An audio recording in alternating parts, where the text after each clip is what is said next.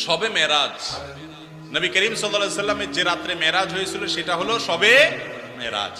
সেটা হয়েছে 1400 বছর আগে, 1400 বছরেরও বেশি সময় আগে এটা হয়েছে। এখন কি কারোর মেরাজ হয়? তাহলে মেরাজ তো একবার হয়েছে নবী করিম সাল্লাল্লাহু আলাইহি সাল্লাম, এটা কি প্রতি বছর করে ঘুরে ঘুরে আসে? মেরাজ তো প্রতি বছর আসে না। হ্যাঁ, যেই রাতে তার মেরাজ হয়েছে প্রতি বছর ওই রাত ওই তারিখটা যদি ঘুরে আসে ওটাকে মেরাজ বার্ষিকী বলা যেতে পারে।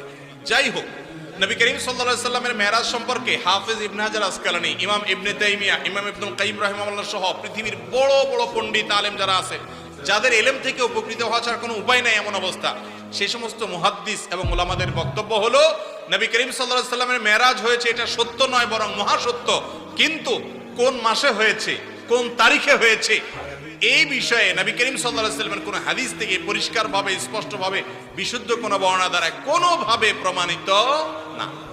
আমরা যারা 27 তারিখকে, রজবের 27 তারিখকে শবে মেরাজ উদযাপন করি, আমাদের এই উদযাপনের কোনো ভিত্তি নাই। আমার কথা না, ইবনে হাজার আসকালানী রাহিমাহুল্লাহ বলেছেন যে অনেকে এটা করে, এর কোনো ভিত্তি, গ্রহণযোগ্য কোনো ভিত্তি নেই।